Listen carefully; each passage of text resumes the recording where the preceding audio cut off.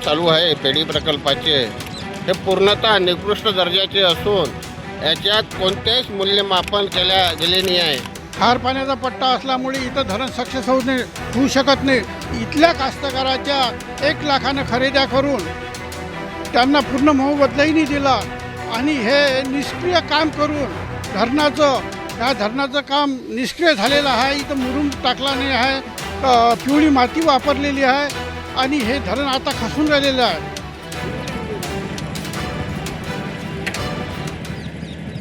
महाराष्ट्रातील अमरावती जिल्ह्यात भातकुली तालुक्याजवळ निंब पेढी प्रकल्प आहे आणि ह्या निंब पेढी प्रकल्पाचं काम 2008 पासून सुरू आहे। आपण बघू शकता की इथे धरणाचं काम 2008 पासून सुरू आहे।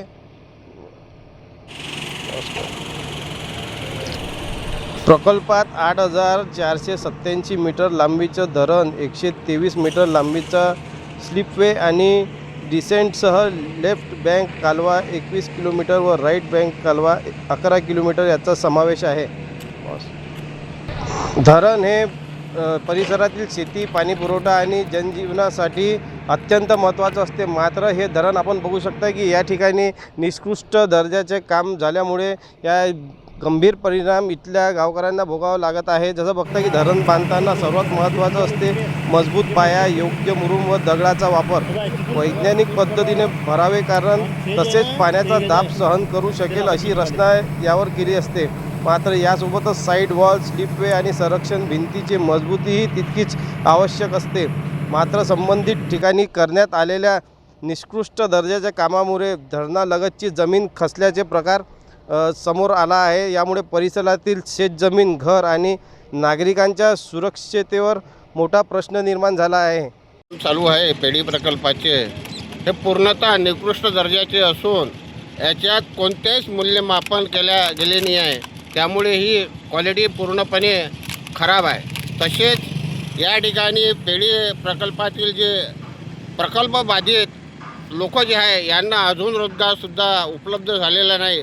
तसेच पुनर्वसन झालेल्या ठिकाणी यांनीच अजूनपर्यंत नागरिक सुविधा पूर्ण केलेल्या नाही आणि या ठिकाणी आज या ठिकाणी लोकांना, प्रकल्प बाधित लोकांना उठवण्याची घाई फार मोठ्या प्रमाणात करून राहिली आहे।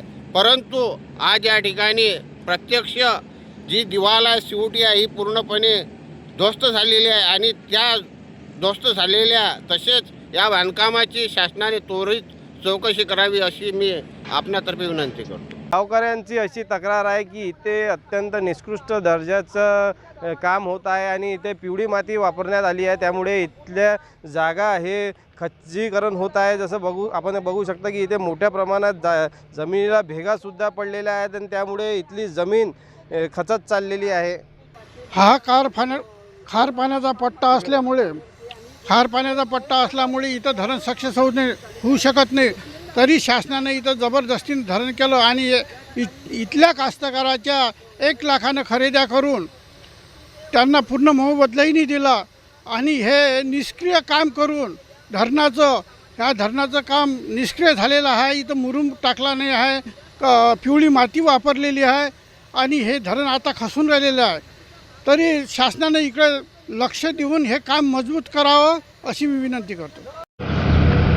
पेढी प्रकल्पाचं काम 2008 पासून सुरू झालं होतं। या प्रकल्पाला बऱ्याच प्रमाणात विरोध झाला होता। या प्रकल्पात जवळपास 10,000 हेक्टर शेती गेलेली आहे। हा खारपान पट्टा असल्यामुळे इथे धरण होणे शक्य नव्हतं, पण शासनाने बळजबरी करून हे धरण लोकांच्या माथी मारलं आणि या धरणाच्या आज आपण परिणाम पाहतात। काल जी घटना घडली त्यामुळे भिंतीचा भाग बऱ्याच प्रमाणात कोसळलेला आहे।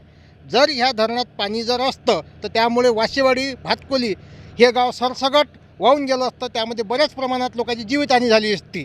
याला जबाबदार कोण राहिलं असतं? हे जे धरणाचं काम चालू आहे अतिशय निकृष्ट दर्जाचं काम चालू आहे। यामध्ये केवळ काळी माती वापरण्यात येत आहे। जो हाडमुरुम वापरायला पाहिजे होता तो हाडमुरुम वापरण्यात येत नाही। याला कोण जबाबदार? आम्ही असा प्रश्न तुमच्या चॅनलच्या माध्यमातून पाटबंधारे जलसंपदा अभियंता अधीक्षक यांना विचारत आहोत। आपण बघू शकता या धरणाचं काम सुरू आहे आणि इथे आपण बघू शकता इथे जमिनीला भेगासुद्धा पडलेल्या आहेत। मोठ्या प्रकारचे हे भेगा पडल्या आहेत। याच ठिकाणी दुसरे गावसुद्धा आहे आणि आपण बघू शकता की काल याच ठिकाणी भेगा पडल्यामुळे इथलं जमिनीचं खच्चीकरण झालेलं आहे. 2005मध्ये पेढी प्रकल्पाचं राजपत्र प्रसिद्ध झालं, 11 प्रसिद्ध झाली. 11 प्रसिद्ध झाल्याच्या नंतर खरेदी विक्रीच्या आणि आपसी हस्तांतरणाच्या व्यवहारावर निर्बंध आणले गेले आणि भूसंपादनाची प्रक्रिया चालू न करता सरळ पद्धतीने आपली शेती शेतकऱ्यांजवळून संबंधित यंत्रणेनं खरेदी करून घेतली. मात्र 1 लाख रुपये एकरांनी. तरी आमचा या प्रकल्पाला विरोध होता की कारण हा प्रकल्प खारपान पट्ट्यातील आहे. 2,25,000 हेक्टरचा जो खारपान पट्टा आहे, ज्यामध्ये अकोला जिल्हा, अमरावती जिल्हा आणि काही भाग बुलढाण्याचा आहे, तो या एरियामध्ये प्रकल्प होऊ शकत नाही आणि तिथे सिंचनसुद्धा होऊ शकत नाही. विशेष करून खारपान पट्ट्यामध्ये फळबागांचं उत्पादन घेतलं जात नाही आणि आम्ही या मुद्द्याला धरूनच आम्ही या पेढी प्रकल्पाला विरोध केलेला आहे की जिथे सिंचनच होत नाही, शेतकऱ्यांना पाणीच नको आहे, तिथे तुम्ही प्रकल्पाचं म्हणजे प्रकल्प कसा काय उभारताय.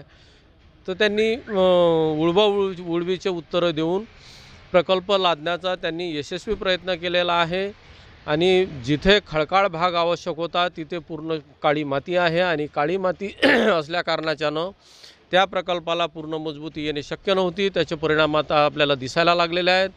काल एक अशी घटना झाली की स्पिलवेच्या बाजूनं जी शिवोटी आहे, जी भिंत आहे, ते पूर्णतः खचलेली आहे. घळभरणीच्या पूर्वी जर या पेढी प्रकल्पाची अशी अवस्था आहे तर घळभरणीच्या नंतर त्या प्रकल्पाचं भविष्य काही उज्ज्वल दिसत नाही आहे. कारण समोरचे जे गाव आहेत त्या गावांना धोका निर्माण होणार आहे. आज पेढी प्रकल्पाच्या बुडी क्षेत्रात आणि समोरच्या लाभ क्षेत्रात भीतीचं वातावरण पसरलेलं आहे आणि या प्रकल्पाची संपूर्ण सखोल चौकशी झाली पाहिजे का हा प्रकार कसा काय झाला आणि यांनी निकृष्ट दर्जाचं काम कोणाच्या हितासाठी केलं, कसं केलं, याची आम्ही आज जिल्हाधिकारी साहेबांना आज निवेदन देणार आहोत. मान्य जिल्हाधिकारी साहेबांना आम्ही भेट घेणार आहोत आणि त्यांना एक विनंती करणार आहोत की तुम्ही या प्रकल्पाची चौकशी करा आणि ते पेढी प्रकल्पाचं जे काम आहे ते थांबवा.